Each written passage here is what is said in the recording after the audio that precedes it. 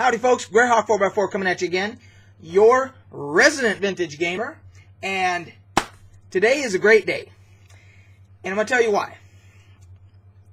A lot of the YouTubers out there, a lot of the gaming journalists out there are spending their days now lambasting all of these big AAA game companies, Blizzard, Activision, EA, Ubisoft, it goes on, Bethesda, and rightly so. I mean, they're doing whatever they can to screw up the game industry.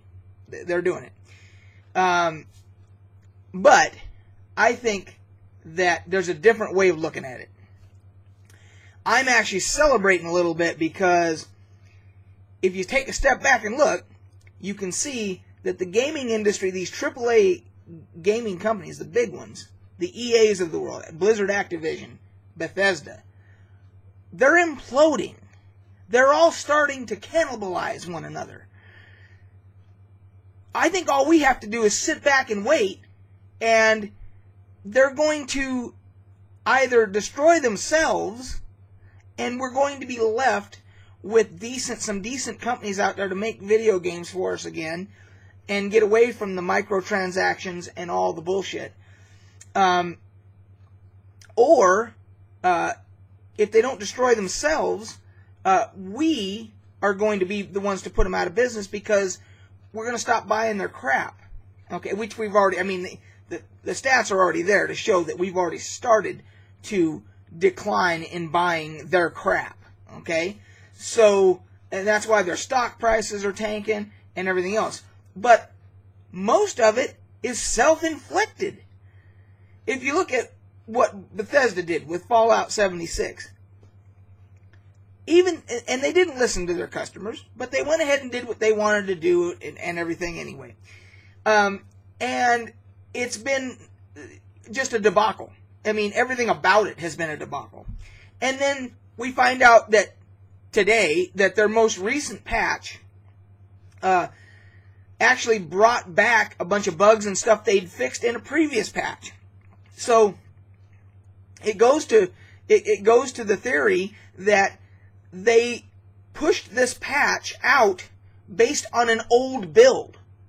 They somehow took an old build that had all those bugs still in it and everything, and they patched some shit, and then they put it out. Instead of using the most recent build and fixing said bugs and stuff, and then putting that out, which would have fixed everything. I mean, it would have fixed everything they wanted to with this patch without bringing back a bunch of bugs and stuff. They literally used an old build. How the hell do you do that as Bethesda? How do you do that? It doesn't make any sense. So anyway, that's the most recent foul-up. You've got Anthem from EA, which launched a demo that, from all accounts, was actually no better than what you would find in a beta, because there was all kinds of connection problems, server issues, and on a side note, to all you CEOs and so forth out there at these big game companies, I'm going to give you a little free piece of advice. This is a freebie from a guy who's been playing games for over 40 years. Okay? So, here's what you do. Because we've seen this so many times now that I try to learn from my mistakes. So, let's see if you guys can do it. Try this. When you guys are getting ready to launch any kind of an online always title, MMO, online shooter, co-op, whatever you want to call it, if it requires servers for everybody to connect to be able to play it, you should probably ask your engineers and say, hey guys, can you tell me, be very liberal here and let me know how many servers would you guys want to be able to use to make sure that everybody can connect. And your engineers, who knows, they say 50 or 100, whatever, I don't even know what the numbers are, but they say 50, whatever. and they say, oh, you give us 50, no, guaranteed everybody will be able to get on. If your engineers tell you that, and they say, give us 50, guaranteed everybody will be able to get on. We won't have any people getting stuck at loading screens because they can't find, the servers are down, or starting to crash because they're getting overloaded. We won't have any of that. Give us 50. So here's my piece of advice. They tell you to give them 50, give them 100. Tell them, you know what, put 100 on. If you're Bethesda, EA, Blizzard Activision, Ubisoft, any of you guys can afford that. Okay? So they say 50, and they guarantee that you give us 50, no problems, boss. Tell them, put 100 on. Just do it. Try it. See what happens. Because so far, from what I can tell, none of you have ever tried that. Because every time there's a big title that comes out, it's always the same thing. It's always, oh, the servers started crashing. There was login queues. Because there weren't enough servers. And it's like, has no one ever tried that? It's like a general back in World War II or something, and the general says, hey, I heard you need some air cover for your battalion out there on this on whatever maneuver or attack you're getting ready to do. You need some air cover, right? How many planes do you need? General, if you give us 50 planes, we'll be good to go. My men couldn't be more thankful. And the general will say, you know what? They need 50, give them 100. I don't want this to fail. Failure is not an option. They say they want 50, give them 100. Give them 100 planes. That's how a general would do it. Assuming he had the 100 planes. Now, you big game companies, you guys have quadzillions of dollars. EA, Black Ops made $500 million in the first 5 days, and you guys called that it wasn't a success. That was disappointing. $500 million with a B dollars. You guys can put 100 servers on when your engineers say you need 50. Okay? There you go. That's a free one from Greyhawk 4x4 to you. So, kind of got off on a little tangent there. But the bottom line is, I'm actually happy because I'm getting a kick out of it. I'm cracking up because every day you tune in and there's some new fuck up on the part of one of these guys that you just go to yourself, holy shit, how are they doing this? And so you had Bungie, who makes Destiny, and Destiny 2, of course, and everything. They said, they jumped ship.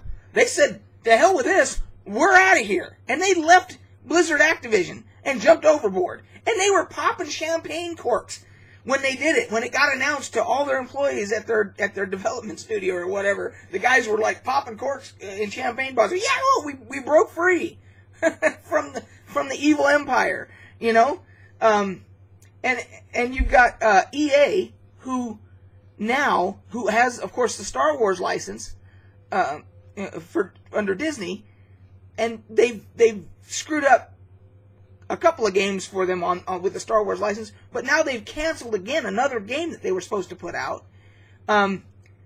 They've canceled 2. The last 2, I guess, they've canceled that they were supposed to do. And now people are begging Disney, saying, Disney, can you get rid of EA? Pull the license, pull the Star Wars license from EA and give it to somebody else, because they're fucking it up. How do you fuck up Star Wars? That license is it's a license to print gold. I mean, unless you don't make any games and you keep canceling games, I guess that's one way you could fuck it up, I guess. But yeah, who would do? EA. That's who would do that, I guess.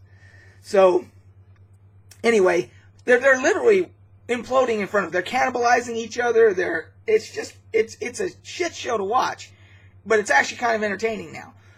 And I look back and I say to myself, I've got 568 games on my Steam account, and I say to myself, maybe I'm the smartest bastard out there.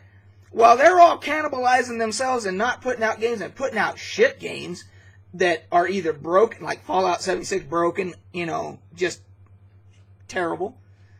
or Anthem, which apparently has got all kinds of bugs, and if it goes through to release, as it did with the demo, it'll be broken. And all these other, if all that's going on, I've got all these games on my Steam account. I just go back, I'll just pick something and haven't played yet. Metro Last Light, haven't played it yet. Let's put it up. Let's go. Let's give it a shot. There's tons of them.